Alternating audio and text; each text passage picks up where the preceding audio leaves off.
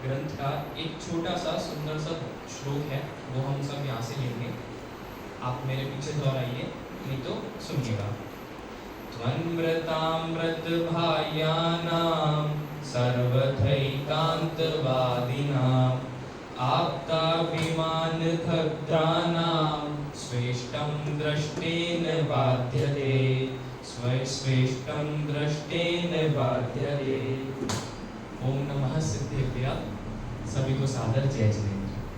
हम सब यहाँ ओमनूर निवास पर पंडित जी के साथ साधना करने आए थे, परंतु गलती से आज एक गोष्ठी का आयोजन तात्कालिक गोष्ठी का आयोजन हमने यहाँ से किया है। हम सही हो रहा है। सौभाग्य से ये तात्कालिक गोष्ठी जो एकदम से बनाई गई और सभी को भक्ताओं को हमने दे दिया और संचालन यहाँ से हो रहा है। देखिए, समय है नींद का, पर मैं आपको सोने नहीं दूंगा, इस बात की गारंटी मेरी है। विषय है शास्त्रों की अर्थ करने की पद्धति, शास्त्रों की, प्रवचन की, या डेली लाइफ में जितनी भी हम बात करते हैं, कन्वर्सेशन करते हैं, उसके अर्थ करने की पद्धति, ये विषय है। हमने सभी वक्ताओं को विषय तो दिया है, पर आज ऐसा नहीं होगा सिर्फ वक्ता आके बोलेंगे या मैंने बोल दिया, सबने आकर बोल दिया, ऐसा नहीं होगा। टू वे रोड है ये, टू वे हाईवे है। यहाँ से भी बोला जाएगा और आपसे पूछा जाएगा, आपके विचार लिए जाएंगे, इसलिए आप सबको सारा ध्यान से सुनना है। ज़्यादा भूमिका नहीं बनाऊंगा, अब सीधा प्रारंभ करते हैं। सबसे पहले गोष्ठी अर्थ करने की पद्धति। सबसे पहले वक्ता का विषय है द्रव्य संग्रह, पंचास्तिकाय और परमात्म प्रकाश के आधार से सामान्य परिचय। उसके लिए मैं बुलाना चाहूंगा भाई आदि जैन को। एक बार जोरदार तालियों से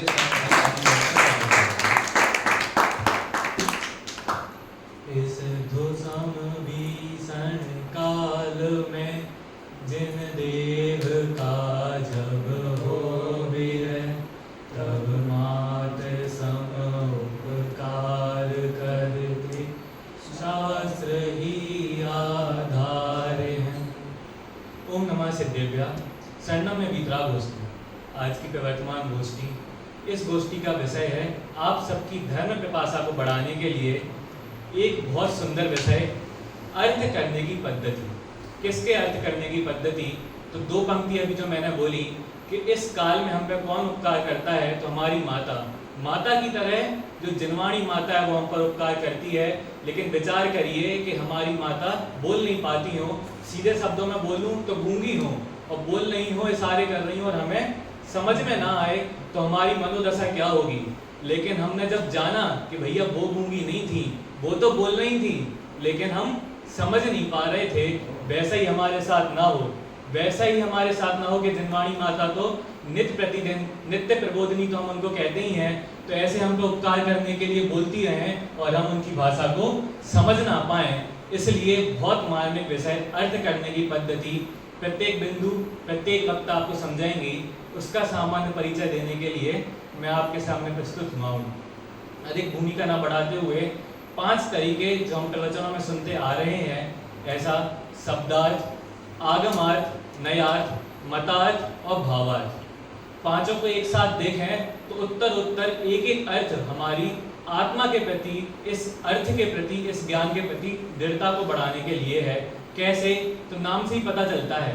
शब्दार्थ, शब्दार्थ क्या बता रहा है? अगर ट्रांसलेशन करें तो इसका अर्थ भी क्या है? मात्र ट्रांसलेशन।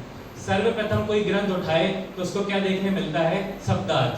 सर्वप्रथम अर्थ शब्दार्थ ही होता है, सबसे आसान होता है, परंतु ब्रह्मोत्पादक भी यही है। कौन सा ब्रह्मोत्पादक? कि इसको पढ़ के क्या लगे कि मैंने क्या कर लिया, जिनवाणी का अर्थ जान लिया, लेकिन वास्तविकता से देखें तो उसके थोड़े नीचे आगे पता चलता है कि भैया दूसरी गाथा में तो कुछ और लिखा है, अभी तो कुछ और लिखा है। तो मात्र शब्दार्थ से तो काम चलने वाला है नहीं। तो क्या फिर शब्दार्थ छोड़ने योग्य है? तो नहीं, शब्दार्थ भी ग्रहण करने योग्य है। क्यों? तो आगे बढ़कर देखें तो नया अर्थ आता है आगमार्थ। इस ग्रंथ का शब्दार्थ नहीं जाना तो अगले ग्रंथ के शब्दार्थ की तो बात ही क्या। ऐसे ही शब्दार्थ का सहारा ले लेके अनेकों आगम ग्रंथों का अध्ययन करके एक विषय मैंने पढ़ा। इस विषय के बारे में आचार्य कुंद ने क्या कहा, आचार्य जयसेन ने क्या कहा, वीरसेन ने क्या कहा, ऐसे अनेक आगम ग्रंथों का अभ्यास करके उसके बारे में अपने तत्व ज्ञान को दृढ़ करना, वो आगमार्थ कहलाता है। लेकिन फिर एक दिक्कत और है कि भैया पूरा आगमार्थ तो छान मारा, लेकिन इसमें कुछ और, जैसे अभी दिक्कत आई थी, इस गाथा में कुछ और, उस गाथा में कुछ और, इस ग्रंथ में कुछ और, तो उस ग्रंथ में कुछ और। तो तब हमारे सामने प्रकट होते हैं आचार्य कल्प पंडित प्रवर तोड़ामल जी। वे हमें किससे उद्बोधन देते हैं कि शास्त्र का अर्थ करने का, प्रत्येक शास्त्र का, प्रत्येक अनुयोगों का व्याख्यान विधान क्या है। तो उस व्याख्यान विधान को जानकर हमें समझ में आता है कि ये विरोध नहीं, विरोधाभास है। क्यों? क्योंकि जनवाणी में विरोध है नहीं। अभी जो मंगलाचरण हुआ उसकी 2-4 गाथाएं आप आगे पीछे देखेंगे, 2-4 श्लोक, तो वहां आचार्य देव ने खुद उस गाथा में समझाया है कि बाकी सब हमारे मत के बाहर क्यों हैं, आप ही सर्वज्ञ क्यों हो, क्योंकि आपकी वाणी में विरोध नहीं है, इसलिए आप सर्वज्ञ हो। अरिहंत इसलिए सर्वज्ञ हैं क्योंकि विरोध रहित वाणी है। फिर शास्त्रों में विरोध कैसा? तो उसमें विरोध नहीं है, आपको दिख रहा है तो वो विरोधाभास है। और विरोधाभास की बात आई गई है तो विरोध का सबसे बड़ा विनाशक, जैन धर्म को अनेक भारतीय दर्शनों से अलग करने वाला एक शब्द में बताया जाए तो स्यादवाद, और स्यादवाद को समझाने वाला हमारा नए ज्ञान। तो आगे बढ़कर जो आगम में हमें विरोधाभास समझ में आया, आगमार्थ से हमने विरोधाभास ग्रहण किया, तो आगे चलकर नयार्थ क्या करता है? नयार्थ उस विरोधाभास को तोड़कर हमारी आंखें खोलता है और हमें बताता है कि भैया पढ़ा तुमने सही, शब्दार्थ सही निकाला, अनेकों ग्रंथ उठाए, बहुत बढ़िया कार्य किया, लाखों में एक हो, लेकिन एकमात्र और कार्य कौन सा है? तो नयों को जानना। तोड़ामल जी के श्रोता की इतनी तारीफ की जाती है, फिर भी तोड़ामल जी बार बार उसकी बात को सही कहते हुए भी उसका समाधान करते हैं। भैया सही भी कह रहे हो और फिर समाधान क्या? कह दो हाँ बहुत सही बोल रहे हो। तो बात ये है कि उसने शास्त्र तो पढ़े, लेकिन उन्होंने क्या नहीं किया? तो नयार्थ नहीं जाना, और वे नयार्थ तोड़ामल जी उसको ज्ञान कराते हैं। फिर वो मोक्षमा प्रकाशक ग्रंथ हमारे सामने प्रस्तुत होता है। इसलिए नयार्थ भी हमें बहुत जरूरी है। और इस नयार्थ से आगे बढ़ें, अगर इसको ना जाने तो क्या हानि है, क्या हानि हमें देखने मिलेगी? तो इसके आगे बढ़कर हमें एक और चीज देखने मिलती है, वो है मतार्थ। हानि कैसे? क्यों? क्योंकि जिसने नए को नहीं जाना, कोई भी नए ग्रंथ आप देख लीजिए, प्रमाण की परिभाषा अनेकों दर्शनों की, हर दर्शन की परिभाषा हमसे मेल खाती है, लेकिन फिर भी हम उनका खंडन करते हैं। किस बेसिस पे? कि भैया आप बात तो सही कह रहे हो, लेकिन आपने पहले दूसरी बात कही है, लेकिन आप उसको एकांत कहाँ मानते हो? ये बात सही है, लेकिन वो वाली बात भी सही है, दोनों में विवक्षा भेद है और आप वो जान नहीं पा रहे हो। ऐसे मतार्थ को भी जानना। क्यों जानना? क्योंकि सबसे पहली लाइन क्या बोली थी?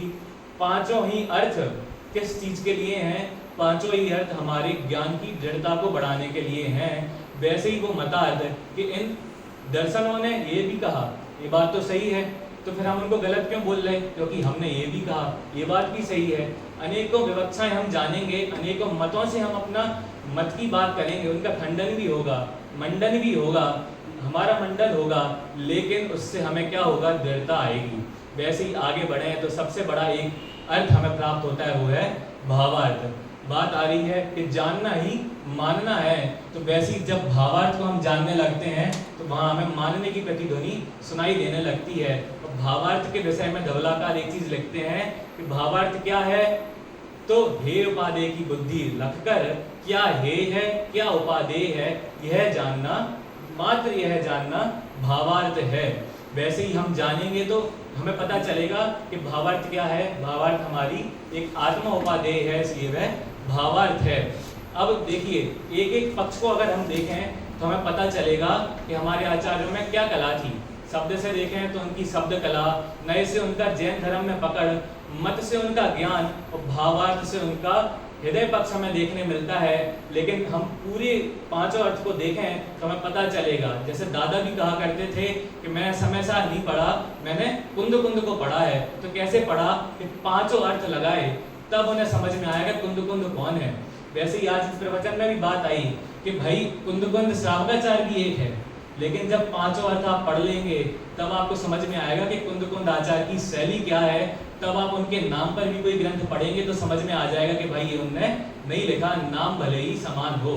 वैसे ये पांचों अर्थ हमारे कार्यकारी हैं। मैं तो ये कहता हूँ कि पांचों अर्थ से उपदेश तो अरिहंत भगवान ने दिया, तो पांचों अर्थ से मात्र आचार्य समझ में नहीं आते, अरिहंत भगवान समझ में आते हैं। और प्रवचन सार में आचार्य ने कहा ही कि जो जानदि अरहंतम दपत्त गुणत्त पज्जयतेम सो जानदि अपाणम, कि जो अपने आत्मा, जो अरिहंत भगवान को जानता है वो आत्मा को भी जानता है। इसलिए पहले ही कहा था कि ये विषय बहुत प्रासंगिक है। इसलिए क्यों? क्योंकि आत्मा को जानना हमेशा प्रासंगिक रहता है। इस प्रकार को सामान्य परिचय था। सबको सादर जय।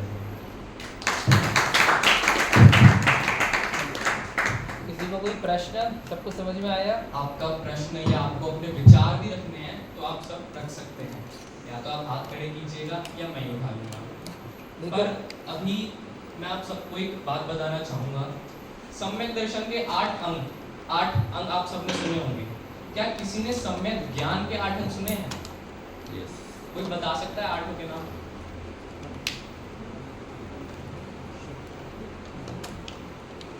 फर्स्ट क्या है?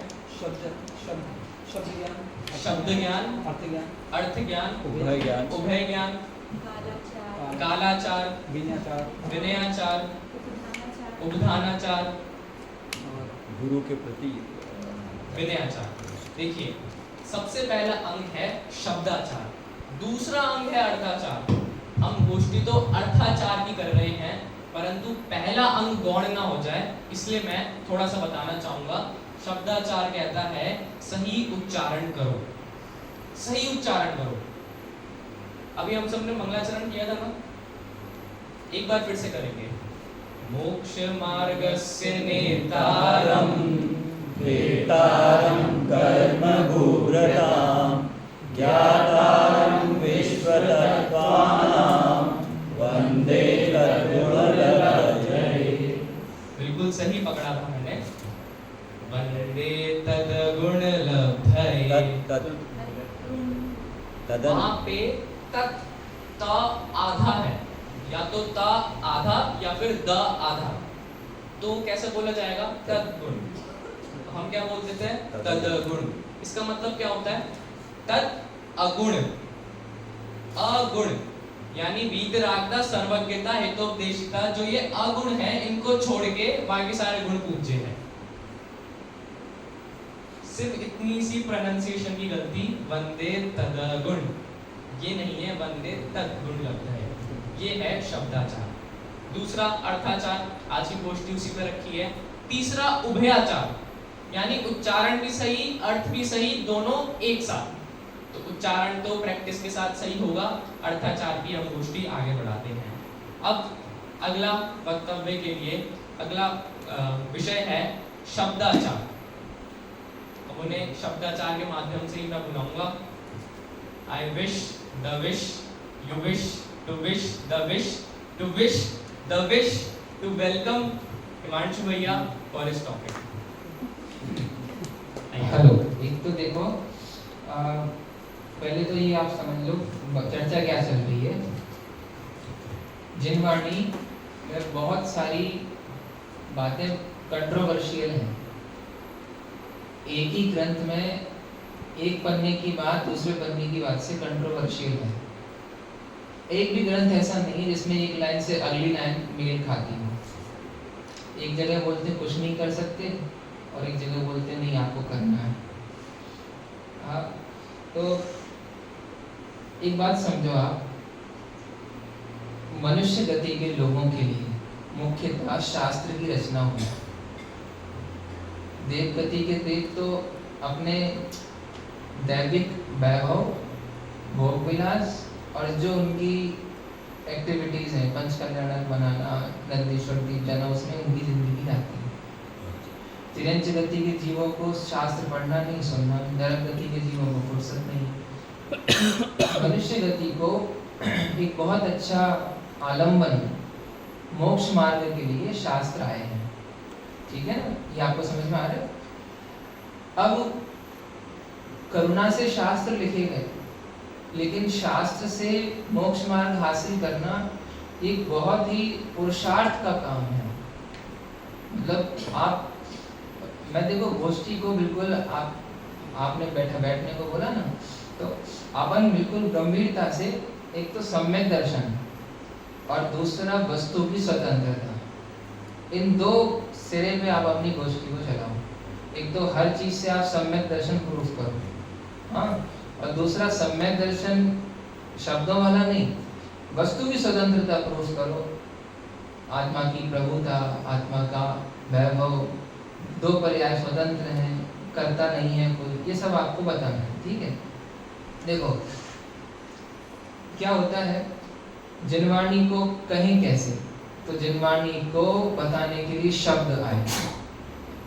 केवल ज्ञानी ने जाना केवल ज्ञान से, जाना ज्ञान से, आई दिव्य ध्वनि में, काम हुआ ज्ञान में और बोला दिव्य ध्वनि से। तो देखो कैसा एक अलग कनेक्शन है। गणधर ने सुना ज्ञान से और फिर लिखा शब्दों में, ठीक, फिर जिन्होंने पढ़ा शब्दों से और समझा ज्ञान में, और फिर उन्होंने फिर समझाया शब्दों से। तो शब्द साधक रूप से आते भी हैं और कई बार शब्द ही बाधक बन जाते हैं। एक बात सभी लोग याद रखना, शब्दार्थ से बात शुरू होगी और बदलते बदलते भावार्थ तक आएंगे तो पूरी तरह से बात बदल जाएगी। जन्म, सबसे पहली बात आपको शब्दार्थ में मिलेगी, हमें आत्मा का कल्याण करना है, और अंत में जाके आप समझोगे आत्मा का कोई कल्याण नहीं करना। अब ऐसी उल्टी यात्रा के लिए तैयार हो तो फिर आप, मैंने जिनवाणी को पढ़ना ऐसा चाहिए। मतलब मैं कुछ एक बात गंभीरता पूर्वक कहना चाहता हूँ, शास्त्र पढ़ना सौभाग्य की विषय है, सौभाग्य का विषय है, और शास्त्र में से मार्ग निकालना ये अनंत पुरुषार्थ है, अनंत।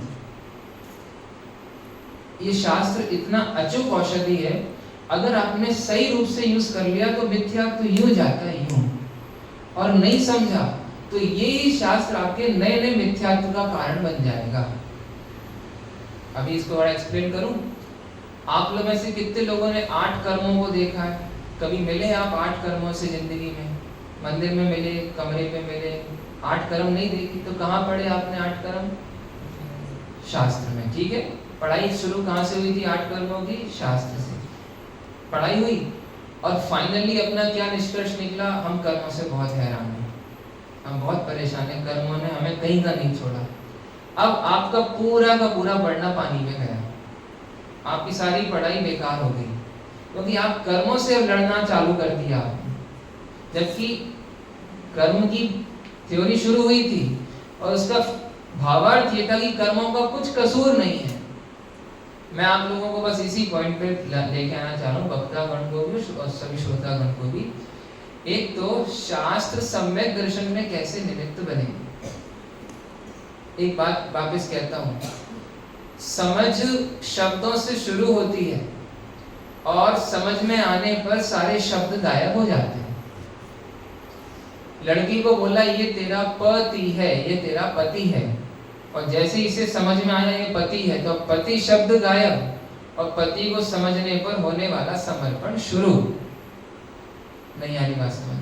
एप्पल क्या है? ये एप्पल, तो एप्पल है तो एप्पल मतलब एप्पल बोलो नहीं, खाओ और एप्पल को याद भी नहीं करो।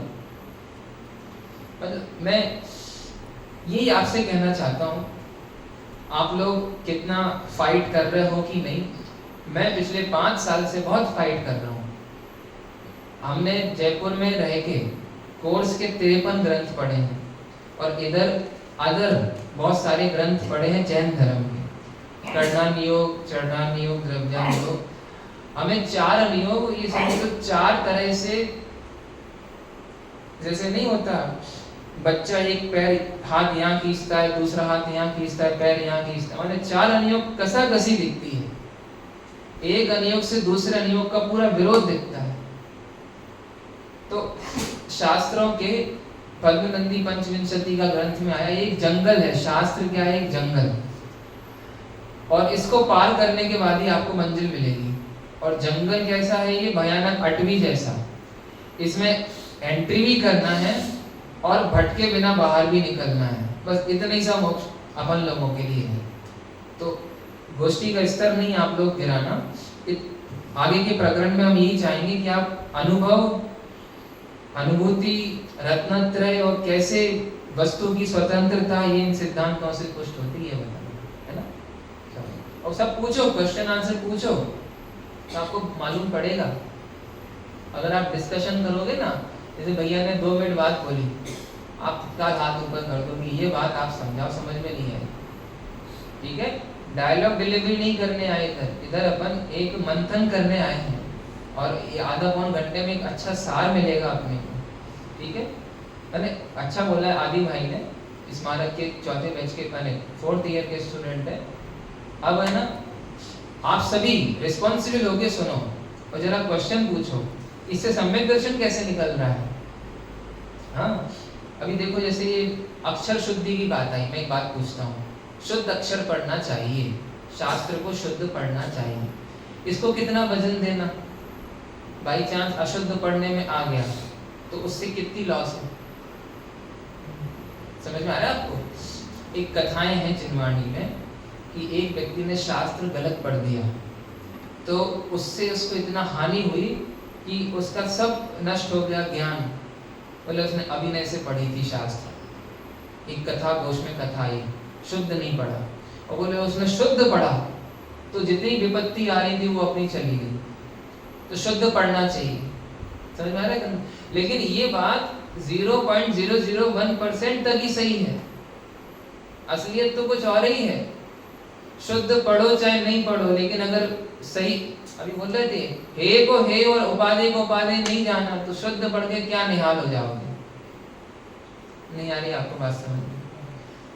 वंदे तद्गुण लब्ध ही शुद्ध बोला, और सुबह से शाम तक एक ख्याल भी नहीं आया, वो वीतरागता, भगवान में वीतरागता है, और मुझे वीतरागता का और छोर भी नहीं है, मालूम भी नहीं है कैसे वीतरागता आएगी। तो बोलो वंदे तद्गुण लब्ध ही हुआ कि नहीं हुआ, आपको समझ में आ रहा है। तो मतलब ऐसी थोड़ा मंथन करो आप, तो आपको बहुत अच्छा गोष्ठी का फायदा मिलेगा। हाँ भाई शुरू करो।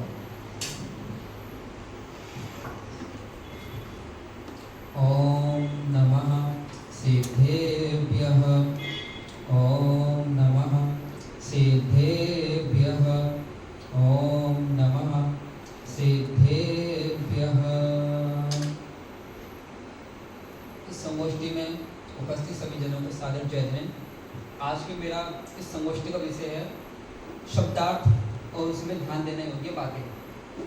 विषय क्या है, शब्दार्थ करते समय क्या सावधानी रखें। अब मैं आपको एक शब्द दिखा रहा हूँ, आपको बताना है कि उसका क्या अर्थ निकलेगा। ये दिख रहा है आपको, ये वाला शब्द नहीं दिख रहा, जोर से बोल, पढ़ के बताओ। अब मैंने लिखा है काबानिया बा, काबानिया बा, मैं ब्लैक बोर्ड लिखा, ठीक है समझ लीजिए, काबानिया बा। आप इसका कोई अर्थ समझे, नहीं समझे, इसका मतलब ये शब्द कैसा हो गया, डेथ, और मरा हुआ शब्द है ये, क्योंकि हमें इसकी कोई भी अर्थ नहीं पता। क्या नहीं पता आपको, कोई भी अर्थ, तो ये शब्द कैसा हो गया, डेथ हो गया। अब मैं आपको अगला शब्द दे रहा हूँ, आचार्य कुंद कुंददेव। क्या शब्द है, अब इस शब्द से आपको कोई अर्थ भाषण हुई आपको कोई, यस, क्यों हुई, क्योंकि हमने आचार्य कुंद कुंद की भावासना कर रखी है पूरी। क्या कर रखी है, आचार्य कुंद देव की क्या कर रखी है, भावासना कर रखी है। और जो मैंने इससे पहले शब्द बोला था, इसके बारे में आपको कुछ भी नहीं पता था। तो अगर मैं इसका अर्थ बताऊं आपको, फिर आप देखना कि आपको क्या लगेगा। ये शब्द मैंने ही बनाया है, अक्षरों से मिलाकर ये शब्द बनाए मैंने। अब इसका मैं एक भावासन आपको करवा रहा हूँ। ये एक वस्तु है जो ये समझे नेपाल में पाई जाती है और ये लगभग 4 इंच की है और वही लगभग समझो 25 लाख या 30 लाख रुपए की मिलती है। और ये ऐसी चीज़ है, एक बार जिसने इसका उपयोग कर लिया भोजन में, एक बार जिसने इसका उपयोग कर लिया भोजन में, तो उसकी सारी बीमारी, चाहे वो कैंसर हो, डायबिटीज हो, कोई भी हो, सब मिट जाएगी। और जिंदगी भर के लिए कभी वो कैंसर का शिकार नहीं होगा। खूब खाएगा, खुद पिएगा, कितना भी आलस करे, कितना भी कुछ करे, वो कभी बीमार नहीं होगा। ये उस दवाई का नाम है। मेरी दवाई है, कोई मिलती नहीं है। अब मैं फिर बोलता हूँ इस दवाई का नाम। आपकी फैक्ट्री में बना है। हाँ, अब मैं फिर बोलता हूँ काबानिया बा। अब इस शब्द को सुनकर आपको कुछ इमेज बनी? आपको बताए हुए अनुसार बनी कि ये दवाई ऐसी जो मुझे जिंदगी भर के लिए क्या कर देगी? निरोग कर देगी। अब ये मैंने आप इस शब्द में आप भाव प्रतिष्ठा कर दी आपकी। मैंने इस शब्द में मैंने क्या कर दी? भाव प्रतिष्ठा कर दी। अब ये श्रीमद अमृतचंद आचार्य देव है। जब इनके बारे में आपको कुछ नहीं पता था तो ये अपने में मरे हुए थे सब डेथ पे। और जब आपको इनके बारे में पता चला तो जैसे हमने नाम सुना तो हमने क्या किया? तुरंत प्रणाम किया। मैंने बोला बोलो आदिनाथ भगवान की जय, तो हमने क्या किया? नमस्ते किया, मतलब नमस्कार किया। क्यों? क्योंकि आप भाव प्राण आप मतलब हमने इसकी प्रतिष्ठा कर रखी है कि ये वो वाले भगवान आ गए। और जो आप शब्द आपको नहीं पता उसमें आपकी कोई भाव प्राण नहीं होते। अब क्या होता है जब हम किसी शब्द को बार बार सुन लेते हैं, जैसे हम प्रवचनों में कई बार आता है आचार्य कुंकुम देव, आचार्य कुंकुम देव, आचार्य कुंकुम देव। जब पहली बार सुनते हैं तो मतलब रोमांच आता है अंदर से, अहो धन्य जिन्होंने हमें अब हमारी बात बताई। और जब वही शब्द जब बार रिपीट होते हैं तो उसका रोमांच खत्म होता है। क्या होता है? रोमांच खत्म होता है। तो ऐसे ही हम किसने बताया भैया तुम आत्मा हो, तो यही सुनते ही अंदर से रोमांच है। अरे मैं तो अपने को देह समझ रहा था, आपने मुझे आत्मा बताया। मैं तो अभी तक अपने को पामर समझ रहा था, गरीब समझ रहा था, लोग ही समझ रहा था, आपने मुझे भगवान बता दिया। ये सुनते ही इसको अंदर से जो रोमांच आया, जो आनंद आया, उसी से क्या हो गया? उसको सम्यक दर्शन हो गया। किससे हो गया? शब्द से। शब्द से क्या हो गया? सम्यक दर्शन। क्या किसी को होता शब्द से सम्यक दर्शन? नहीं होता। लेकिन इसे क्या हो गया? क्योंकि उसने शब्द में भाव प्रतिष्ठा कर ली। क्या कर ली? भाव प्रतिष्ठा कर ली, इसलिए इसको सम्यक दर्शन हो गया। अब यहाँ पर रेगुलर प्रवचन होते हैं और रोज बताया जाता है तुम भगवान आत्मा हो, भगवान आत्मा हो, भगवान आत्मा हो। और जब पहला सुनते हैं तो हमें भी लगता है हाँ कोई अच्छी चीज़ है, मेरी लाइफ है। तो बार उसी बात को दोहराया जाता है तो वो सब डर जाते हैं, अब खत्म होते हैं। हाँ होगा कोई भगवान आत्मा, ठीक है, सुनते सुनते मर गए। जब पहली बार जब मेरे सामने समस्या आया, मुझे इसकी भाव प्रतिष्ठा हुई तो मुझे कुछ अंदर से लगा कि हमें इस तरह को न्यू लेना चाहिए जब तक पूर्ण नहीं होता। एक बार हमने अच्छे से पढ़ लिया, फिर जब दोबारा रिपीट हुआ तो जैसे पहली बार मुझे आनंद आया था, अब दूसरा नहीं आया। तीसरा रिपीट होगा तो आनंद नहीं आया। क्यों? वो जो शब्द कैसे होने लगे? हाँ, इस वजह से हमें जो है ना आनंद हमारा खत्म होता चला जाता है। हमने पहली बार कभी कुछ सुना हो, जैसे एक शब्द, जैसे किसी पुत्र ने पापा का आई लव यू फादर। अब ये सुनते ही जो पिताजी थे बहुत रोमांचित हुए, और जब वही शब्द पुत्र बाबा बोले तो क्या हो जाएगा? ठीक है भाई, ठीक है, है ना? तो मतलब ये है कि हम हर चीज को भाव प्रतिष्ठा करके ही पढ़े। जैसे हमने भक्तावन पढ़ा, पढ़ते चले गए, हमें पता ही नहीं क्या पढ़ लिया। या हमने पूजन की, केवल रवि किरणों से जिसका, जब हमने पहली बार पढ़ा अच्छा लगा, हाँ वो केवल ज्ञानी भगवान, उनका संपूर्ण लोक में लोक केवल ज्ञान भी प्रकाश महक रहा है। लेकिन जब हम इसी पूजा को रोज दोहराते हैं तो क्या होता है, फिर वो शब्द किसी काम के नहीं रहते। तो मतलब ये है कि ये ऐसा ना हो कि वो शब्द सुनते सुनते मर जाए, हमें उसकी उसी समय भाव वासना करके तुरंत अपना काम कर लेना चाहिए। हमारे आदरणीय गुरु जी भी इसी पर प्रवचन किया था उन्होंने कि जैसे किसी ने कहा कि तुम भगवान आत्मा हो, तो जिनने पहले सुना हो, जिनने पहले दिन ही भाव प्रतिष्ठा कर ली, इससे तो समेसन हो गया। अब वो ज़्यादा सुनते जा रहा है, लेकिन वो बिल्कुल मारे गए। अब बताइए, तो बहुत चीज़ें हैं। अब जैसे मैंने कहा देखो भैया चुप ली, तुरंत आपका क्या एक्शन रहा, डर लगने लगा आपको, क्यों? हमने उसमें भाव प्रतिष्ठा कर ली थी। हाँ, मतलब ये है कि जब भी आप कोई शास्त्र पढ़ो, कोई भी हमने शब्द पढ़ा, इसमें ये आया कि जैसे अभी सर्वत्र सुंदर लोक में, तो ऐसा नहीं कि हमने पढ़ लिया छोड़ दिया, ठीक है। अब उसी समय आप उसमें भाव प्रतिष्ठा करिए कि ये बात क्या कही जा रही है, तभी आपको आनंद आएगा और तभी आपको स्वाध्याय करने का, भक्ति करने का, पूजन करने का, प्रचार करने का, अभिषेक करने का, इसमें रोमांच आएगा।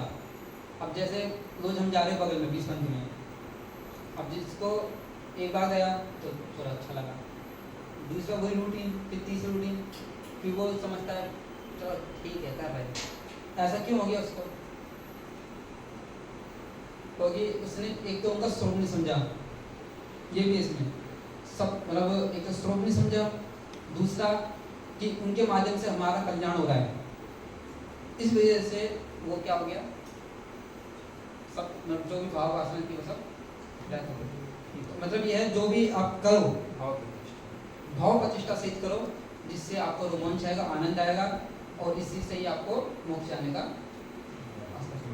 इस तरह मैं अपनी बात करता हूँ। बहुत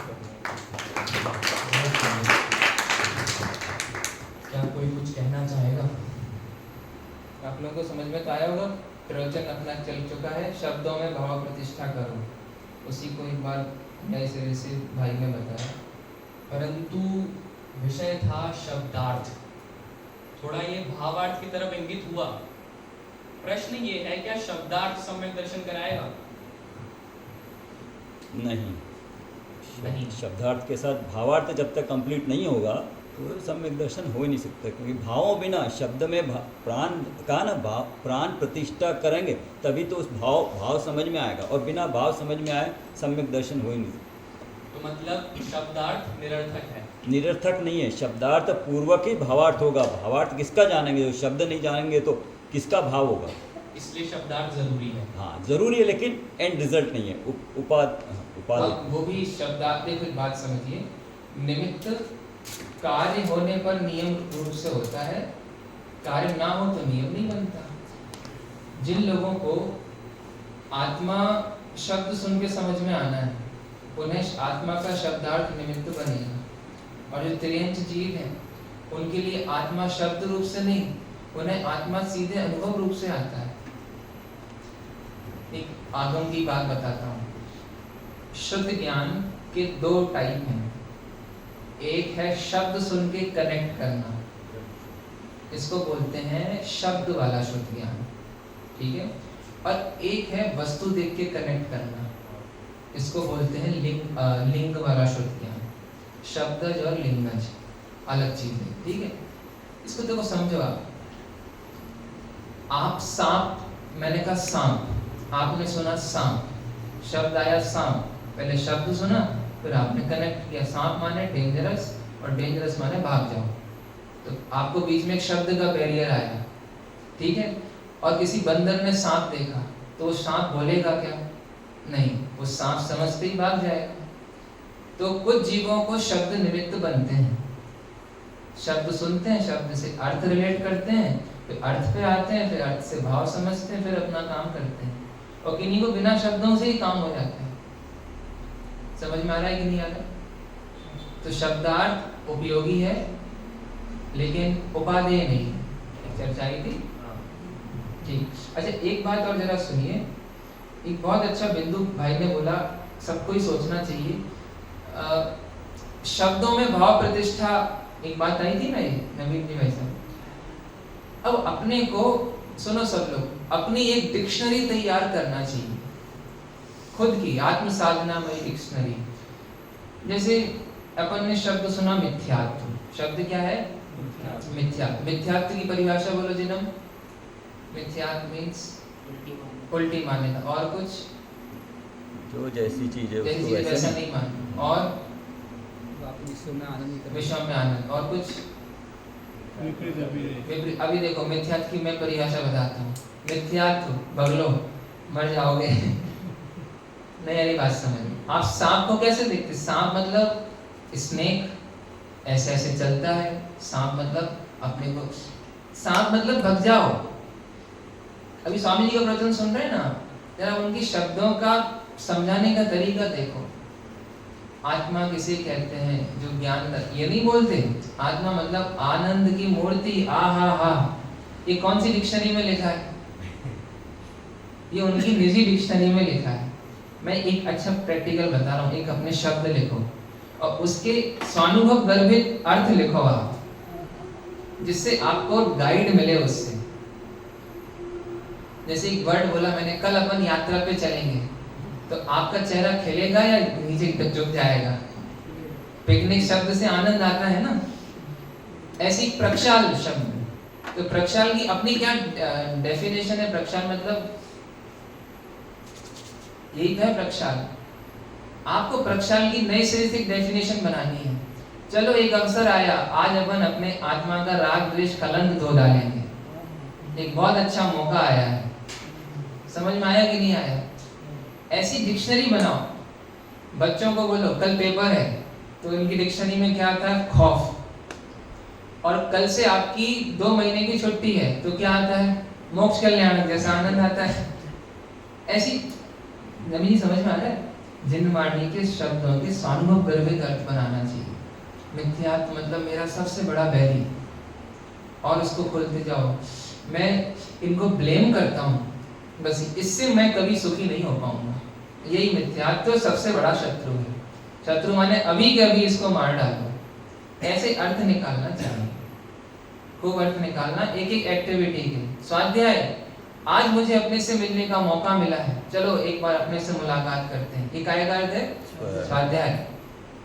कायोत्सर्ग, चलो एक घड़ी मिली है, आज जाने तो सही कि मैं देह रूप हूं या देह से भिन्न हूं। ऐसे ऐसे आनंदमय अर्थ करोगे ना, एक क्रिया को करते हुए भी कभी आपको नीरसपना नहीं आएगा। ये बहुत बड़ी मिथ्या दृष्टि की प्रॉब्लम है। शुरुआत आनंद से होती है और समापन अनंत दुख में होता है। विधान की शुरुआत कितने अच्छे से होती है और विधान का समापन, क्योंकि शब्द कब तक आनंद देंगे आपको? रियल कहते हैं एक प्रवचन भी नवीन जी आप ले लेते हो, बार बार सुनो, शब्दों पे दृष्टि है तो कभी आनंद नहीं आएगा। और एक बार भाव समझ लिया तो बार बार सुनो तो भी आनंद, नहीं सुनो तो भी आनंद। इसलिए बहुत पुरुषार्थ है, शब्दों का भाव खुद ही आप डेवलप करो। दूसरे जो भाव बोल रहे हैं उसको आप जेब में मत रखो, माने उसको कलेक्ट नहीं करो, खुद ही शब्दों के भाव सोचो। मैं सच कहता हूँ, मतलब ये ग्रंथों को पढ़ने से एक साधना का स्वरूप समझ में आता है। स्वामी जी को देखता हूँ, आदरणीय भाई साहब को देखता हूँ, तो अब क्या कहूँ, जितनी अच्छी अनुभूति थी उतने अच्छे शब्द नहीं, और जो शब्द आया है वो अनुभूति को बयां कर नहीं सकता। आचार्य ग्रंथ छोटा क्यों लिखते हैं, कम क्यों लिखते हैं, लिखते ही क्यों नहीं रहते हैं?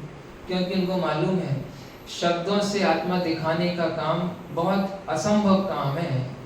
इतनी प्रॉब्लम्स आएंगी इसमें, समय सार जी पढ़ के आप गलत रास्ते पे निकल जाओ, क्योंकि शब्दों की स्वरूप ऐसा है। मैंने कहा उधर देखो, तो इधर देखने लग जाएंगे। आई बात समझ में? इसलिए एक तो भाव प्रतिष्ठा की बात बहुत अच्छी, सब अपनी डिक्शनरी तैयार करो, एक एक शब्द का अच्छा अच्छा मीनिंग लिखो। चलो एक और किसी को कुछ बोलना है? भाव प्रतिष्ठा की तो बात हो ही गई है। एक छोटा सा लाइव प्रैक्टिकल लाइव एग्जांपल आपको दिखाता हूँ, शब्दार्थ क्यों जरूरी है। सी जब parle français, tu persone na comprendra, यदि अहम संस्कृतं वदामि तर्हि ते जना न जानन्ति। If I speak in English, then some of you will understand. पर यदि मैं हिंदी में बोलता हूँ तो आप सब समझ जाएंगे। और हम कहाँ पे आए हुए अभी? कोन्नूर, तमिलनाडु। किसी से बात करनी हो बाहर, थोड़ा एड्रेस पूछना हो तो सबसे पहले उससे क्या बोलते हैं? हिंदी, इंग्लिश, इल्ले, उसके बाद ही आगे बात करते हैं। ये ही इम्पोर्टेंस है शब्दार्थ की। अब हमारे सामने कोई ग्रंथ विराजमान है, यदि हम मूल संस्कृत, अमृतचंद्र देव की मूल संस्कृत अगर हम पढ़े तो अलग भावभाषा होता है, इसलिए शब्दार्थ भी जरूरी है अपने अपने योग्यता अनुसार। अब अगले वक्ता के लिए मैं बुलाना चाहूँगा आदरणीय संभव भैया को, जिनका विषय है नए अर्थ क्यों जरूरी है। और सभी वक्ता से निवेदन है समय का थोड़ा ध्यान रखें, अपना विषय संक्षेप में ही प्रस्तुत करें।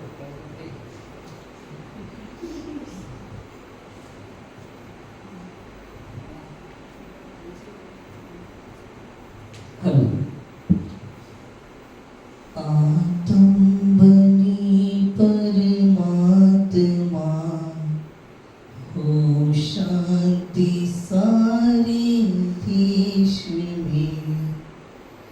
हे देशनाथ सर्वोदय, महावीर के संदेश में। नए वस्तु के अंश को ग्रहण जो करता है वो है नए। वस्तु तो वस्तु है, जैसी है वैसी है।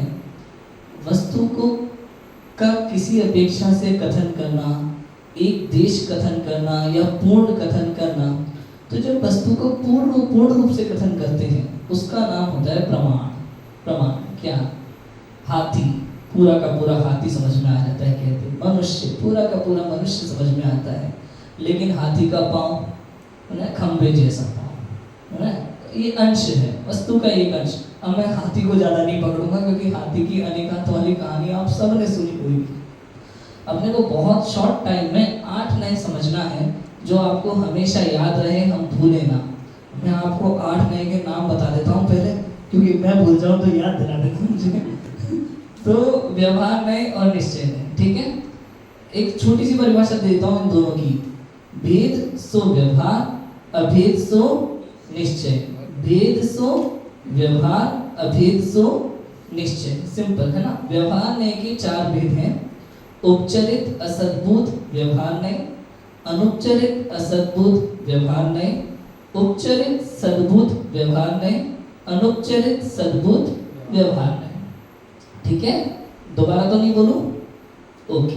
निश्चय नए, अशुद्ध निश्चय नए, एक देश शुद्ध निश्चय नए, शुद्ध निश्चय नए, इसको साक्षात शुद्ध निश्चय नए भी कहते हैं। चौथा है सर्वश्रेष्ठ परम शुद्ध निश्चय नए। ठीक है, ये 8 नए हैं। 4 व्यवहार, 4 निश्चय। एक बहुत ही कमाल की बात है, संयोग की अपेक्षा से कथन किया जाता है। सुना है, व्यवहार में क्या होता है? संयोग की अपेक्षा से कथन किया जाता है। जैसे पहला नय है उपचरित असद्भुत व्यवहार नय। ठीक है, जीव आत्मा पुरुष की बात करते हैं हम। किसी व्यक्ति, कोई व्यक्ति है, उस व्यक्ति की पत्नी है, दुकान है, माता है, पिता है, जो बिल्कुल प्रत्यक्ष भिन्न दिखाई देते हैं। असद्भुत मतलब असद्भुत, जो सत्ता में नहीं है, सत्ता में उत्पन्न नहीं होते, है ना, असद्भुत।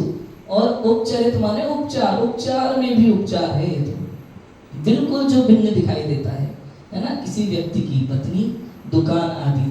अब इसमें ध्यान रखना, संयोग की अपेक्षा से कथन है, निराधार कथन नहीं होता व्यवहार में भी। मतलब व्यवहार अभूतार्थ तो कहा लेकिन झूठा नहीं कहा। समझ में आया? उस व्यक्ति की यदि उससे शादी हुई है, यदि उससे विवाह हुआ है, तब तो कहा जाएगा कि उस व्यक्ति की पत्नी। दूसरे की पत्नी को उसकी पत्नी अगर कह दिया तो वो मिथ्या कथन कहलाएगा, व्यवहार नहीं कहलाएगा। समझ में आया? हमारी दुकान को हम अपनी दुकान कहते हैं तो कोई बुराई नहीं है, दुकान हमारी नहीं है भैया, वस्तु वस्तु स्वतंत्र है, एक एक वस्तु स्वतंत्र है। कहाँ मैं जीव ज्ञाता दृष्टा आत्मा और कहाँ वो पुद्गल दुकान है, मेरी दुकान है ना, मेरी दुकान, ये भेद है। मेरी दुकान है, ये भेद है। और मेरी दुकान प्रत्यक्ष भिन्न दिखाई देते हैं, इसका नाम है उपचरित असद्भुत व्यवहार में। और दूसरे की दुकान को हम अपनी कहते तो मिथ्या कथन। समझ में आ गया? दूसरा नय कौन सा है? उपचरित सद्भुत व्यवहार नहीं, सॉरी अनुपचरित असद्भुत व्यवहार नहीं, है ना। दूसरा कथन क्या है? मैंने कहा था इसलिए मैं भूल जाऊं तो याद दिला देना। अनुपचरित असद्भुत व्यवहार नहीं, ठीक है। अनुपचारित, उपचार नहीं है, असद्भुत लेकिन सत्ता में नहीं है। जैसे कि ये हमारा शरीर, देह और शरीर की समस्त क्रियाएं इसमें सम्मिलित होती हैं। जैसे हमने कहा रात्रि भोजन का त्याग, अणुव्रत पालन, महाव्रत पालन, ये सब किस में आता है? किस में आया? नाम बोलो। अनुपचरित असद्भुत व्यवहार नहीं। और रात्रि भोजन का त्याग मैं तो कर नहीं सकता। कई लोग कहते हैं ना भाई आत्मा है ना, हम तो आत्मा, आत्मा तो खाता नहीं है, तो रात को भोजन करने में क्या समस्या है बताओ? नहीं, व्यवहार है, ये नैतिक जीवन है, ये नैतिक चर्या है हमारी। इसके बिना, इस व्यवहार के बिना आप नैतिक जीवन नहीं जी सकते। इस व्यवहार के बिना व्यवहार मोक्ष मार्ग नहीं पड़ पाएगा आपके जीवन में। आप मोक्ष मार्ग ही नहीं हो सकते इस व्यवहार के बिना। समझ में आया? तो क्या कहा? अणुव्रत महाव्रत का पालन जो होता है, ये शरीर का काम है ना, आत्मा का तो है नहीं, जड़ की क्रिया। इसके जो भाव है वो आत्मा के होते हैं। अणुव्रतों के भाव, महाव्रतों के भाव, रात्रि भोजन के त्याग की जो भावना है वो भावना जीव की होती है, लेकिन ये क्रिया किसकी होती है? जड़ की। और भाव पूर्वक ही क्रिया होती है। जरूरी नहीं है, ये मैंने पहले समझा है मोक्षण प्रकाशक में कि क्रिया के अनुसार भाव नहीं होते, लेकिन भाव के अनुसार क्रिया तो होती ही होती है, नियम है। ठीक है, इतना समझ में आ गया। शरीर फिर से तो प्रत्यक्ष भिन्न दिखाई देती है, वो उपचरित असद्भुत है। और ये शरीर जो एक दिखाई देता है, शरीर और आत्मा एक क्षेत्र का संबंध है ना, एक दिखाई देता है, ये कौन सा है? अनुपचरित असद्भुत व्यवहार नहीं। तीसरा है उपचरित सद्भुत व्यवहार नहीं। ये गुण गुणी के भेद को दर्शाता है ना। गुण गुणी के या अविकसित पर्याय जो पूर्ण विकसित नहीं है, उन पर्यायों को भी, जैसे क्रोध वाला आत्मा, अरे ये तो गुस्से वाला है, आत्मा गुस्से वाला कभी होता ही नहीं है, लेकिन चूंकि उसकी वर्तमान पर्याय में दिखाई देता है तो इसलिए कैसे कहते हैं? गुस्से वाला आत्मा, अहंकार वाला आत्मा, छल वाला आत्मा। आत्मा तो कोई नहीं कहता, नाम लेकर के कह रहे थे किसी पुरुष का, है ना, अरे वो पप्पू तो बहुत गुस्से वाला है भैया, है ना। ये क्या कौन सा कथन है ये? अब कोई कहे नहीं गुस्सा तो आत्मा में होता ही नहीं है, हमने तो पढ़ा है, क्या बात कर रहे हो, शास्त्र में लिखा है। कहते हैं शास्त्र में लिखा है, वो बात भी सही है और ये कथन भी सही है, ये भी शास्त्र का ही कथन है। कौन से नए से कहा गया कथन है? उपचरित सद्भुत व्यवहार नहीं। समझ में आ गया? मति ज्ञान वाला आत्मा, शुद्ध ज्ञान वाला आत्मा, ये कौन सा कथन है? उपचरित सद्भुत व्यवहार नहीं। तीसरा में, ठीक है। अब है चौथा नए व्यवहार का, कौन सा है? अनुपचरित सद्भुत व्यवहार नहीं। उपचार नहीं है, सत्ता में है। अब इसमें क्या है? जो तीसरा नहीं था उसमें विकारी पर्यायों को लिया था जीव की, यहाँ निर्मल पर्यायों को लिया जाएगा और गुणों को लिया जाएगा। जैसे दर्शन वाला आत्मा, वहां विकार था, कौन सा? क्रोध वाला आत्मा, मान वाला आत्मा। यहाँ कौन है? दर्शन वाला आत्मा, ज्ञान वाला आत्मा, चारित्र वाला आत्मा। समय साल की सात्विका था, है? जो दर्शन ज्ञान चारित्र वाला आत्मा है उसका कथन। समझ में? ये कौन सा नए है? चौथा व्यवहार नहीं, अनुपचरित सद्भुत व्यवहार नहीं। समझ में आया? व्यवहार समझ में आ रहा है? अब इसमें सबसे महत्वपूर्ण बात मालूम है क्या है? ये भेद कर रहा है। क्या कर रहा है? भेद कर रहा है। भेद सो व्यवहार। अब निश्चय में होता है अभेद कथन। क्या होता है? अभेद कथन। अब जो अपन ने तीसरे वाले में पढ़ा था ना, क्रोध वाला आत्मा, मान वाला आत्मा, यहाँ ज्यादा कुछ नहीं करना। पांचवा नय कौन सा है? अशुद्ध निश्चय नय। यहाँ पे अशुद्ध पर्यायों के साथ ही आत्मा को अभेद करके दिखाता है। कैसे करके दिखाता है? अभेद करके दिखाता है। रागी आत्मा, द्वेषी आत्मा, मैं क्रोधी हूँ। अभी तक कह रहे थे मैं बहुत गुस्से वाला हूँ भैया, मैं बहुत गुस्से वाला हूँ, ये कौन सा कथन है? तीसरा उपचरित सद्बुद्ध व्यवहार है।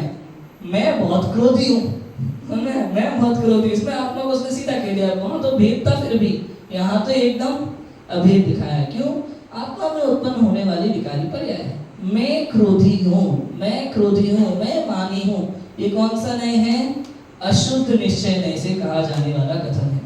ये सारे कथन ध्यान रखना, लास्ट में मैं इसको थोड़ा और क्लियर करूंगा। ये मैं क्रोधी हूँ, मैं मानी हूँ, ये कौन सा कथन हो गया? अशुद्ध निश्चय। नेक्स्ट कौन सा है? एक देश शुद्ध निश्चय है। एक देश शुद्ध निश्चय में वही गुण गुणी को अभेद रूप से कथन करेगा, और जो अल्प विकसित पर्याय है, अल्प विकसित पर्याय है, उसके साथ में अभेद रूप कथन करेगा। वहां पे क्या था? भेद था, यहाँ पे क्या है? अभेद है ना। शुद्ध पर्याय के साथ अभेद रूप कथन जितनी प्रकट हुई है, जितनी शुद्ध पर्याय प्रकट हुई है, जितनी निर्मल पर्याय प्रकट हुई है, जो अंश में है, उसके साथ में जब ये अभेद कथन करता है तो होता है एक देश शुद्ध निश्चय नहीं। ठीक है, अब एक देश शुद्ध निश्चय नहीं कैसे बनेगा? मैं सम्यक दृष्टि हूँ। कौन हूँ मैं सम्यक दृष्टि हूँ। ये एक देश शुद्ध निश्चय का कथन है। समझना? मैं ज्ञानी हूँ, गुण के साथ ही मैं ज्ञानी हूँ, ये एक देश शुद्ध निश्चय का कथन है। मैं मति ज्ञानी हूँ, ये कौन सा कथन हुआ? ये एक देश शुद्ध निश्चय का कथन। समझ में आया? अभी देखो, इसी के आगे बढ़ते हैं। अब जो साक्षात शुद्ध निश्चय नहीं है, कहीं कहीं शास्त्रों में खाली शुद्ध निश्चय नहीं भी लिखा मिल जाएगा उसके स्थान पर, है ना। वहां हमें पढ़ना पड़ता है। शास्त्रों में कई जगह आपको नए लिखे हुए नहीं मिलेंगे, भाई ये वाला कथन इस नए के अनुसार है। वहां तो कथन लिखा होता है, समझना आपको है। ये गाइड है, ये व्याकरण है, ग्रामर है। जैसे इंग्लिश के वाक्यों का अर्थ समझने के लिए उसकी ग्रामर आना बहुत जरूरी है। कहाँ कहाँ टू लगना है, कहाँ जो भी होता है ग्रामर में, है ना, शी ही, किसके साथ कौन सा क्या लगना है, वो समझना जरूरी है। ऐसे ही शास्त्रों को पढ़ते समय शास्त्रों की ग्रामर माने नए चक्र की गाइड पढ़ लेना जरूरी है। उसी के अनुसार आप शास्त्रों का अर्थ कर पाते हैं सही तरीके से, कि ये बात जो आचार्य ने लिखी है यहाँ पे, ये किस अपेक्षा से लिखी गई है और इसको कैसे समझना चाहिए, इसको किस आधार पे हमें लेना चाहिए। समझ में आया? अब देखो, साक्षात शुद्ध निश्चय नहीं में पूर्ण निर्मल पर्याय के साथ अभेद रूप कथन किया जाता है। केवल ज्ञानी आत्मा, है ना, सिद्ध परमात्मा, ये जो पूर्ण निर्मल पर्याय है, इसके साथ कथन किया जाता है। केवल ज्ञान का कर्ता कहा जाता है ना। इधर कर्ता भोक्ता में भी आप ले सकते हो इन्हीं चीजों को। जैसे राग का कर्ता कह दिया, शुद्ध निश्चय नहीं से जीव को राग का कर्ता कह सकते हैं। कर्ता कह रहे हैं, वो भी निश्चय नहीं से, हाँ, अशुद्ध निश्चय नहीं से राग का कर्ता कह देते हैं। एक देश शुद्ध निश्चय नहीं से सम्यक दर्शन का कर्ता कह देते हैं, और केवल ज्ञान का कर्ता कह देते हैं। केवल ज्ञान किया, अरिहंत भगवान ने केवल ज्ञान किया। वास्तव में शब्द में बदलते तो क्या होता है? केवल ज्ञान हुआ, है ना, स्वयं हुआ, परिणमन हुआ। लेकिन अपन ने कहने में क्या है शब्दों में? अरिहंत भगवान ने केवल ज्ञान किया। अब इसमें कोई झगड़ा नहीं है, झगड़ा नहीं है, कथन पद्धति है। साक्षात शुद्ध निश्चय से इस प्रकार से कथन किया जा सकता है, कोई दिक्कत नहीं है। ठीक है, लास्ट वाला जो नय है वो बड़ा शानदार है, परम शुद्ध निश्चय है। परम शुद्ध निश्चय नहीं कहता है आत्मा के चुप हो जाओ क्या कहता है परम शुद्ध निश्चय है? हमें कोई बात सुननी नहीं है, क्या करना है? उस अभेद अखंड स्वरूप आत्मा का अनुभव होना चाहिए। मतलब परम शुद्ध निश्चय में जो है ना, वो आत्मा को अभेद अखंड दिखाता है, और उसके विषय में भी कोई बात करने की इजाजत नहीं देता। समझ में आया? आत्मा अभेद है, चुप हो जाओ, अनुभव करो चुपचाप बैठ के। समझ में आया? और परम शुद्ध निश्चय नहीं का अनुभव होता है क्या? अनुभव के समय तो नयातीत होता है। मतलब परम शुद्ध निश्चय नहीं का अनुभव नहीं करना। परम शुद्ध निश्चय नहीं का जो विषय है, चैतन्य तत्व, शुद्ध परमात्मा, अभेद अखंड परमात्मा, अभेद अखंड चैतन्य आत्मा, इसका अनुभव होना। परम शुद्ध निश्चय ने से तो उस आत्मा को दिखाया है। परम शुद्ध निश्चय ने उस अखंड आत्मा को, अभेद आत्मा को दिखाया है। और परम शुद्ध निश्चय ने सदैव आत्मा को अकर्ता और अभोक्ता कहता है। किसी भी प्रकार से आत्मा ना तो करता है ना ही भोगता है। बृहद द्रव्य संग्रह में आप पढ़ोगे तो वहां पे गाथा में लिखा, जीव कर्म को करता है कर्म को कर्ता लिखा, राग आदि भावों का कर्ता लिखा, अलग अलग नए से कथन है। मैंने जब उसका पद्य अनुवाद देखा तो उसमें चूंकि गाथा में वो लाइन नहीं थी वैसे, लेकिन मैंने नीचे लास्ट में परम शुद्ध निश्चय नहीं की बात डाल दी कि परम शुद्ध निश्चय ने से तो सदा करता है, कोई दिक्कत नहीं। तो इस बात को भी हमें समझ लेना चाहिए। अब एक कमाल की बात और है इस नए चक्र के विषय में, ये जो परम शुद्ध निश्चय नय है ना, इसका विषय यही वास्तव में मोक्ष मार्ग में आश्रयभूत है। बाकी के 7 नए भले ही कह दिया कि 4 व्यवहार 4 निश्चय, लेकिन परम शुद्ध निश्चय ने जहां खड़ा हो जाता है उसके पीछे के सातों क्या हो जाते हैं? व्यवहार हो जाते हैं। क्या हो जाते हैं? व्यवहार हो जाते हैं। फिर वो नहीं अशुद्ध निश्चय नहीं होगा, एक देश अशुद्ध नहीं, परम शुद्ध निश्चय ने खड़ा है ना, तो सब व्यवहार है। जैसे घर में पिताजी बड़े होते हैं ना, पिताजी के बाद बड़ा भाई, उसके बाद उससे बड़ा भाई, बाकी सब छोटे ही रहते हैं। ऐसे अगर परम शुद्ध निश्चय नहीं खड़ा हो गया तो उसके पीछे के सब व्यवहार। साक्षात शुद्ध निश्चय नहीं खड़ा है, अगर उसकी चर्चा चल रही है, साक्षात शुद्ध निश्चय नहीं की चर्चा चल रही है, उस अपेक्षा से कथन चल रहा है, तो उसके सामने बाकी के नीचे के सारे नए व्यवहार हैं। ऐसे लगाते जरा पूरे में, समझ में आया? मूल बात तो ये है इन नए चक्र को समझना, पढ़ना, कि जिनवाड़ी में आचार्य ने जहाँ जो बात लिखी है वो बात किस अपेक्षा से लिखी है, किसके लिए लिखी है, उसको हमें कितना समझना, मतलब कितना समझना मतलब समझे, हमारे प्रयोजन के मामले में उसको कहाँ तक लेना, समझना कि भाई ये तो इस नए का कथन है, यहाँ तक ठीक है, व्यवहार में चलेगा, कोई दिक्कत नहीं, व्यवहार में कोई बना नहीं है। अब अपन ने कहते हैं भाई व्यवहार अभूतार्थ है और निश्चय नहीं भूतार्थ है, क्या ये बात भी पूर्ण सत्य है? सोचो, व्यवहार नहीं क्या अभूतार्थ है कि नहीं? लोग व्यवहार नहीं भूतार्थ है भैया, समझ में आ रहा है कि नहीं यार? लोग व्यवहार नहीं भी क्या है? भूतार्थ है। इस तरह समझना। और मोक्ष मार्ग की जब बात है तो आप किसी भी भूमिका में हैं, किसी भी स्थिति में हैं, किसी भी परिस्थिति में हैं, एकमात्र परम शुद्ध निश्चय नहीं का जो विषय है वही वास्तव में आश्रय करने योग्य है, वही समझने योग्य है। ये मैं हूँ ऐसा निर्णय करके आनंद मनाने योग्य है। हम सभी इस बात को समझें और आनंद मनाएं। इसी मंगल भावना से की बात को ओम नमः शिवाय। हेलो, आप लोगों के चेहरे भावार्थ बयां कर रहे हैं। एक थोड़ा सा, हाँ, तो ऐसा सोच सकते हैं ये अगला विषय आप लोग अगर कहें तो कल रखें, या आप लोग कहें तो आगे बढ़ाएं, है ना? मुझे लगता है कि अब थोड़ा ज़्यादा शब्दार्थ हो गया है। 15 मिनट ले सकते हैं। 15 मिनट नहीं कल थके आ रहे हैं ना? कल चलेगा ना? कल चलेगा ना? ठीक है। हाँ, आप बोलिए, आप क्या कह रहे थे? नहीं, मैं नहीं, कुछ विषय का थोड़ा कर लेते हैं। तीसरे और पांचवें की थोड़ी उपयोगिता थोड़ी सी है। तीसरा और पांचवा विकारी पर्याय से अभेद और भेद रूप दर्शाता है, समझने के लिए कि मैं राग का करता हूँ, जो कहते हैं कि नहीं मैं तो राग का करता हो ही नहीं सकता। ऐसा कई बार प्रश्न आ जाता है सामने, जब समय सार पे प्रवचन सुनते हैं ना, तो अब अपन ने ये सुन रखा है कि मैं तो ज्ञानी आत्मा हूँ, मैं तो राग कर ही नहीं सकता। तो वह कहते हैं नहीं, इस नए से अगर आप इस नए को नहीं समझोगे तो वर्तमान की अशुद्ध पर्याय को आप स्वीकार नहीं कर पाओगे, और जब वर्तमान की अशुद्ध पर्याय को स्वीकार नहीं कर रहे तो मोक्ष जाने का पुरुषार्थ क्यों करोगे? ये जो पांचवा नए है या तीसरा कह लो उसको, ये आश्रव बंध का श्रद्धान कराता है एक तरह से देखा जाए तो, और जो वो एक देश शुद्ध निश्चय है वो संवर निजरा का श्रद्धान कराता है। लेकिन तीसरा बात में बोलते एक ही बात है, अभेद और भेद का फर्क है, अभेद और भेद का फर्क है, मैंने बताया ना, अभेद और भेद का फर्क है। और उसमें पर्याय की अपेक्षा से मुझे में क्रोध हुआ, वो हाँ। पर्याय की अपेक्षा से उसमें पूरे द्रव्य को नहीं लिया जा रहा है। या अशुद्ध निश्चय नए में कहा जा रहा है अशुद्ध निश्चय में तो हाँ। मैं क्रोधी हो गया, मैं हाँ। पूरा का पूरा हाँ, क्रोधी हो गया। 3 में से पर्याय की अपेक्षा से हाँ, मुझ बस में वही, क्रोध हुआ, बस भेद करके, हाँ, इतना ही क्रोध वाला बताना है, आत्मा, हाँ। क्रोध वाला आत्मा, ऐसा करके बताने के लिए मैं क्रोध वाला आत्मा भेद करके कथन किया समाज में। हाँ, एक वक्ता को और ले लेते हैं। आप आ जाओ। मेरा नहीं, आपका है, मेरा विषय ही नहीं है। मैं ये कह रहा था, नयों में इतना ज्यादा विरोध है कि आपकी मेंटल ट्रॉमा जैसी स्थिति हो जाएगी। आप अपने आप से लड़ने लगोगे कि मैं शरीर हूँ, व्यवहार से तो हूँ, मतलब नयों का, इसको दिलवाणी में कहा, ये ऐसा चक्र है, अच्छे से साध लिया तो मोह जाएगा और नहीं साध पाए तो आप जाओगे। कल एक मैं आपको एक एग्जांपल देता हूँ जिससे मैं थोड़ा नए का जन्म क्यों हुआ और किस लिए हुआ वो बताता हूँ, ठीक है?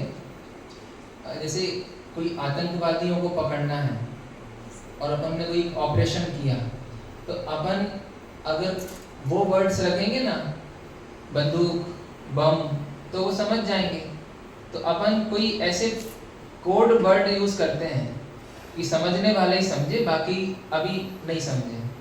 तो जैसे समझ लो कोई ने नंबर रख लिया कि 9214 ऐसा कुछ, तो बोलते कि अपन वहाँ जा रहे हैं सिकंदराबाद 124, तो अब समझने वाले समझ जाएंगे।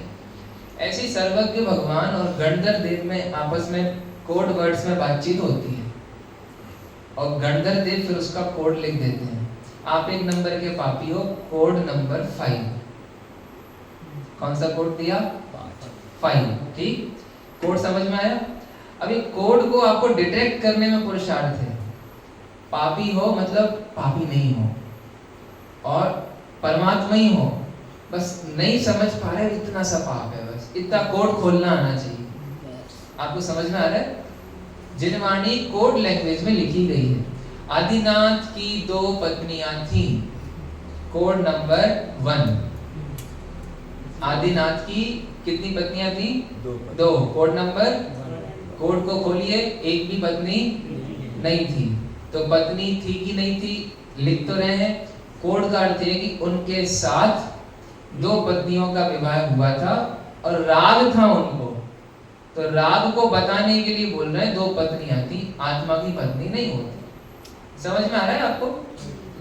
अब ये कोड लैंग्वेज समझ में नहीं आए तो निश्चय व्यवहार आपको भूत बना देगा, पागल हो जाओगे आप। निश्चय से ऐसा हूँ, व्यवहार से ऐसा हूँ, व्यवहार से ऐसा हूँ, निश्चय से ऐसा हूँ, कैसा हूँ पता नहीं कैसा हूँ। थोड़ा जी ने ऐसा लिखा, इस नए से ऐसा है, इस नए से वैसा है, पर आत्मा तो जैसा है वैसा है।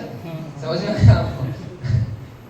तो नयों का बहुत इजी है। देखो मैं आपको फटाफट बता देता हूँ। वस्तु के साथ में पर्याय, फिर उसके साथ में संयोग, बस 2-3 चीजें समझ लीजिए, संयोग, पर्याय और वस्तु। ठीक, संयोग को बताने वाले 2 नए हैं। आपके संयोग में क्या क्या है? शरीर, कर्म, परिवार वगैरह, ये कुछ 2 नए इसमें ही चलेगा। आत्मा का कोई संयोग होता है? नहीं होता, संयोग नहीं होता आत्मा का। पर्याय आत्मा के साथ है पर आत्मा का स्वरूप नहीं है। अशुद्ध पर्याय भी है पर आत्मा का स्वरूप नहीं है। सही पर्याय भी आत्मा का स्वरूप नहीं है। केवल ज्ञान जैसी पर्याय भी आत्मा का स्वरूप नहीं है। आत्मा तो बीच में सेंटर में रहने वाला, कारण त्रिकाल रहने वाला आत्मा है। समझ में आया आपको? तो नयों की लैंग्वेज समझना, टेंशन नहीं लेना। और बिल्कुल जैसे अपनी माँ पड़ोसी के बच्चे को डांटने के लिए अपने को डांटती है। हिमांशु, अगर तुम नहीं माने तो तुम्हारी हड्डी पसली तोड़ देंगे, तो हिमांशु तुम्हें डरने की जरूरत नहीं है, तुम बिल्कुल सेफ हो। समझाना उसको है और हड्डियां तुम्हारी तोड़ेंगे। समझ में आया आपको? सिद्ध करना है आत्मा निर्दोष है और बोलने में ऐसा आएगा तू 1 नंबर का पापी है, तो सुनते समय सिर हिलाना, हाँ मैं पापी हूँ, और इधर मानना नहीं मैं पापी नहीं हूँ, पर्याय की कमी है, इतना सा बताना।